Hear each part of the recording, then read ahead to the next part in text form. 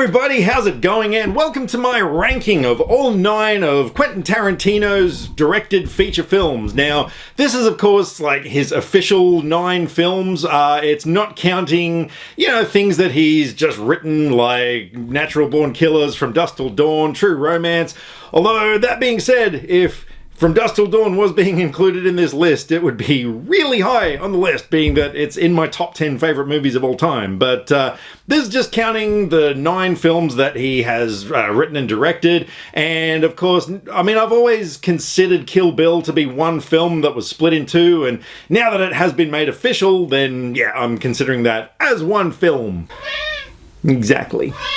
Yeah. And please keep in mind that this is just my list. Your list is going to be completely different to mine. There are even some choices on my list that I think people are going to really disagree with here, but this is just how I roll. So, and it's technically not a ranking of his films in order of best to worst. It's more my favorite films, because like some of his films that, weren't as good as others, I actually found more enjoyable. And I'll also mention that, look, I'm one of these people, I absolutely love this guy's work. I know there's, a lot of people who criticize him out there, not just his work, but him himself. People think that he's really arrogant and stuff. Maybe he is, I don't know, but his work speaks for itself. And yeah, look, I do recognize that he, some people say that he plagiarizes a lot of films, but I don't know, I've never really found that. Yeah, he has his influences, he wears them on his sleeve, but he does it in a really interesting sort of way. He kind of, for me, he takes those influences and really makes them his own. And let's face it, there's hardly any directors out there who aren't influenced in some way or another by other people's work and like to homage that stuff. So I got no problem with the guy.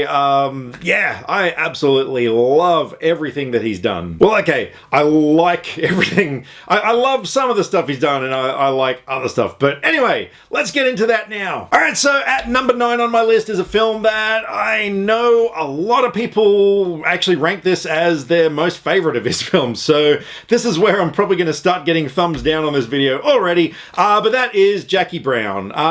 Look, this film, I recognize that it is a really well-made film. It's got fantastic performances, a great cast, but for me personally, this is probably the hardest one for me to get through. I just kind of find it a little bit boring. And I largely think that is because it was based on an Elmore Leonard novel. I'm not a fan of Elmore Leonard's stuff.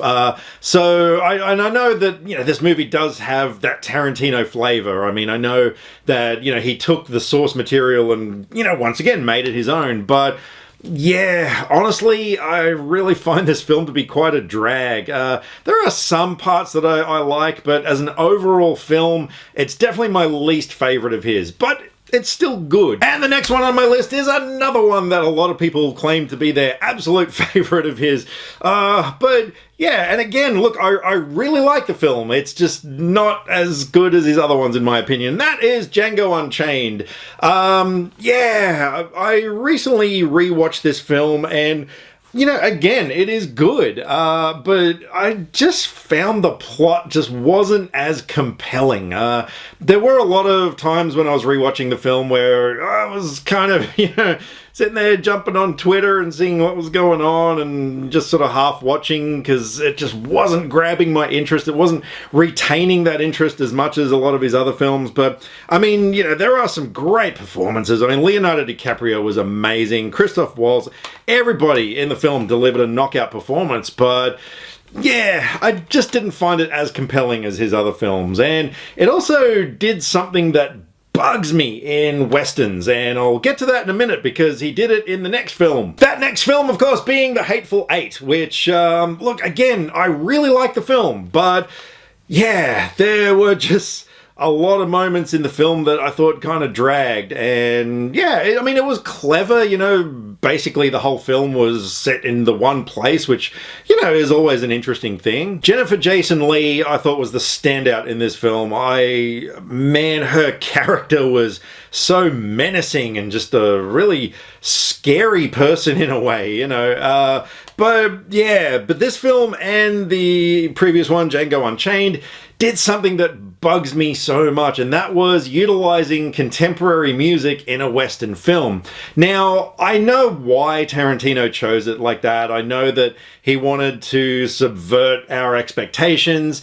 I get it, but just for me personally, as a style choice, I don't like it. Like with Django Unchained, you know, in that final shootout scene where there's a rap song playing, like, it takes me out of the scene in a big way. It really removes me from being immersed in that moment. And Hateful Eight did that as well. It did have some contemporary music, and then from memory, not quite as much as Django, but yeah, it still did that, and yeah, that bugs me. And coming in at number 6 on my list, I didn't know which one of these to hold up, so I just grabbed both.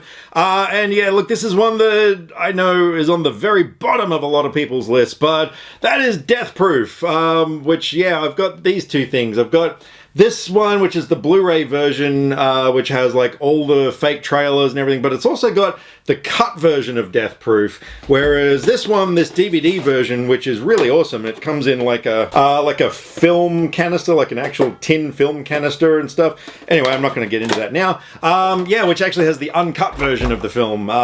But yeah, look, I know it's not his best film in terms of how it was made. I know that it's a bit of a mess here and there, but look, I just found it really entertaining. I thought Kurt Russell was fantastic. I liked all the girls in the second half, like, you know, the sort of whole revenge thing I thought was really cool. I thought Zoe Bell was an absolute knockout in this film. I thought, yeah, just her performance and everything was so great. I like that, you know, he made a stunt person kind of, you know, an actual lead actress, I guess kind of co-lead. But not only that, I really dug the whole Grindhouse experience. Like, I was fortunate enough to see the whole thing played in a cinema. There was actually one night a friend of mine who worked in a cinema, she managed to get me in there late. I think it was like midnight or something, just a couple of friends, and yeah, we just like got to see the whole thing, which was absolutely amazing. But yeah, that whole thing, you know, Tarantino and Rodriguez, like, and just the style that they did it in, you know, it was a big experiment, but for me, it really worked. It was a lot of fun. And next one on my list is Tarantino's first film, Reservoir Dogs, which, despite this looking like a VHS tape, it's actually a Blu-ray, just in a clever packaging. What a solid first film, am I right? I mean, seriously, you know, for a first-time director to have a cast like that, to be able to be in the film himself, and to be such an influential film. I mean, what an amazing way to start your career. It's no wonder this guy ended up being one of the biggest directors in Hollywood. But yeah, look, it was you know, the way this film was made, the way it was sort of all over the place, you know, this non-linear storytelling device, which obviously, you know, he used again later. Yeah, it did confuse a few people, but again, it was something that we were drawn to, though, at the same time, because it was something different. You know, he took this small plot, you know, with just not that big a cast, really, and yeah, just made something unique. And I think that was one of the main reasons why this guy had, you know, longevity in Hollywood, was because he did something different. Coming in at number 4 on my list of my favorite Tarantino films, and it's one that I absolutely love, and that is Inglorious Bastards. Look at this gorgeous steel tin thing with a Blu-ray in it that is hard to get out. Yeah, I really like this, but I digress. I rewatched this film again recently, and oh my freaking god, I love this film. I mean, that opening 20 minutes, you all know what I'm talking about. It is so compelling. You know, to be able to craft a scene where you've got two people sitting down talking and make it so tense. That is genius level work. And there are a lot of other moments of genuine tension in this thing as well. You know, I mean, the scene where the officers are, you know, down ordering drinks and stuff in the bar and, you know, or the pub or whatever. Yeah, that had some real tension in it as well. And I love the way that Tarantino changed the course of history, you know, with the whole thing of, you know, Hitler getting blown to smithereens or shot. Yeah, there was just so much about this film I loved. I loved that a lot of it was spoken in another language. I thought that was really interesting, and it's got to be difficult to direct scenes that are in another language because, you know, to hear the inflections in actors' voices and stuff, to know if they're on point, yeah, that would be difficult. But I guess as an audience, like, yeah, we didn't really know much better, did we? But no, that is one film that I found really compelling from start to finish. There was definitely no moments where I was kind of like, hey, I'll just check Twitter. Yeah, I really enjoyed that film. Every single minute of it. Absolutely love it. Which brings me to number 3 on my list, which is, ironically, split in 2. You know what I'm talking about, and that is Kill Bill 1 and 2, but for the sake of this video, it's one film. What a masterpiece, huh? I mean, and yeah, look, this was a classic case of Tarantino channeling all the influences that he had from Hong Kong cinema. You know, just even from the opening studio logo, like I think it was a Shaw Brothers thing, like a Shaw Vision or something. Tarantino and Uma Thurman created this iconic character.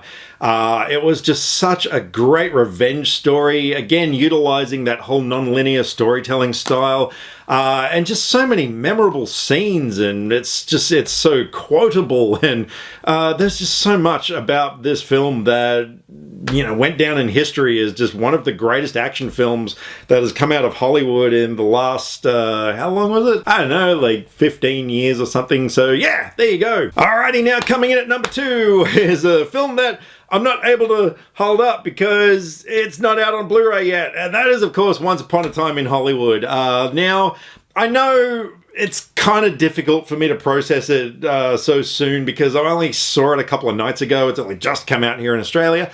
But I already know that that film is just up there with my most favorite Tarantino films.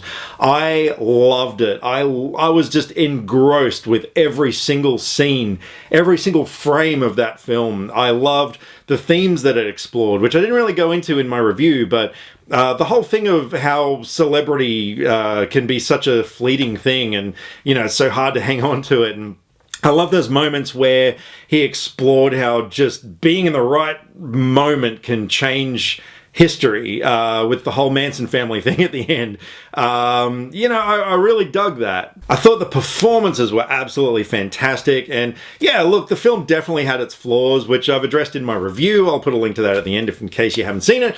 Yeah, it had its flaws, but the good outweighed the bad for me, and it is one film that I would rewatch over and over and over and over again. And yeah, I did give it some thought. I was like, you know, I had a long drive home from the screening, and I was like, where would I rank it? And I thought, okay, that, Kill Bill, and yeah, honestly, if I'm given a choice, as much as I love Kill Bill, I'm going with Once Upon a Time in Hollywood. Yeah, that is a film I want to rewatch again and again and again. And so, I guess y'all know what my number 1 Tarantino film is, and it's probably nearly everybody's favorite Tarantino film, and that is, of course, Pulp Fiction. I was really lucky when this film came out. I was working in a cinema back in '94. I got to be there, you know, when it was being played on the big screen and people were seeing this film for the first time, and so many people walked out and would stop for a chat and, you know, let me know what they thought of it. And oh man, what a time to be working in a theater. So many people just were blown away by this film. You could just tell that everybody knew they had watched something truly significant in the course of cinematic history. Like, it wasn't a case of, you know, years later people grew to appreciate it or whatever. People appreciated that film from absolutely day one. And yeah, you know, when you think of 90s cinema, that is one of the most iconic, if not the most iconic films that came out of the 90s. I mean, that movie seriously defined that decade, and being Tarantino's second film, yeah, I think we all pretty much knew by then that this guy, yeah, he was gonna be big. I remember at the time a lot of books came out and everything, like, oh man, that was the film that, you know, made the world go Tarantino crazy. And yeah, all these years later, here we are, still talking about him. Alrighty, so that is my ranking of the 9 Tarantino films. I guess down the track in years to come, if I'm still doing this, I'll do another ranking with 10 films. But for now, I'm going to throw it over to you guys. So, like I said, I know that my list is going to be vastly different to everybody else's list. I know there are going to be choices on my list that you guys are not going to agree with, but yeah, I think I've, you know, explained myself well enough as to why I rank Death Proof over Django Unchained, which, yeah, some of you right now, you're cringing at those words. But please, let me know in the comments what your rankings are of the Tarantino films. Yeah, fire away down below, drop me some comments, either here, Facebook or Twitter. All the social media links are in the description below, because I like to talk about movies, and I would love to talk about movies with you. Catch you next time. Click subscribe to stay up to date with all the latest movie reviews. Skynet will be taking over any day now, so what have you got to lose? Nyah.